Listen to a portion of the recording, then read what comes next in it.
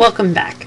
In this section of the video, we're going to really dig into the meat of the portfolio, and that is adding evidence to your portfolio. When you start to add evidence, you will add evidence to each of the different 11 sections that are here.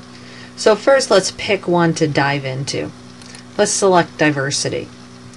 For any of the sections that you choose, the first thing you should do is read the standards that have been associated with this section. As you can see here, we're focusing on AECT's Standard 1, Substandard 4. Here we're looking at learner characteristics. Can you identify a broad range of characteristics? Can you describe the characteristics and what influence these characteristics will have on the selection of instructional strategies? Can you describe the learner characteristics and what influence the implementation of these strategies? Okay, so this is real big on do you know the learners and how can you use that information to design instruction. So the next thing you need to do after reading the standards is to sit back and reflect. Where in my program have I done learner analysis? Where have I created examples of learner analysis? You should have at least 2 from the different courses you've taken, probably another 1 or 2 from the practicum that you've completed. So what you need to do is gather up that evidence, look at it, and then go in and edit this standard here where it says artifacts and narrative. Here what you need to do is describe clearly, concisely, in a well-written format what you've learned about learner analysis. Why is it important? How do you do it? How does it impact the instructional strategies that you choose and that you use? So in words, you have to describe in order to demonstrate your knowledge about the learner analysis. Then you need to attach evidence, documents that demonstrate that you can do this. So your learner analysis from the different courses you've taken.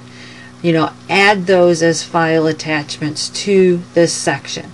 When you add attachments, it's very important that you refer to them in your narrative, talk about what's attached, why it's a good example of your knowledge in this field.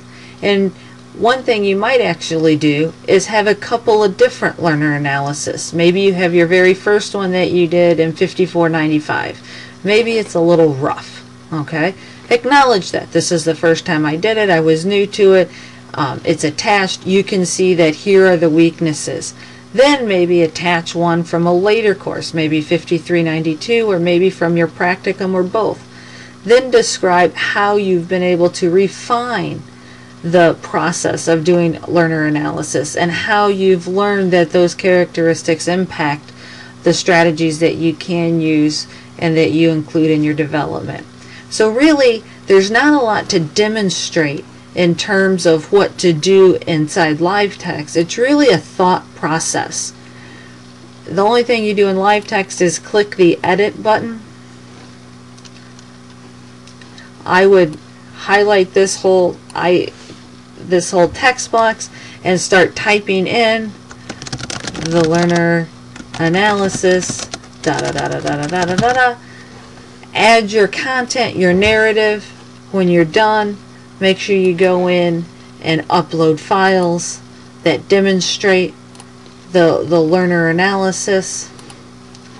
And then when you're done, it's saved and finished for this section. And when I read this, hopefully yours will look better than mine, I can clearly see that you understand how the instructional design process is important in this area. And you simply repeat that process for 1 through 11, and you'll have a good, solid portfolio available to you. Thank you.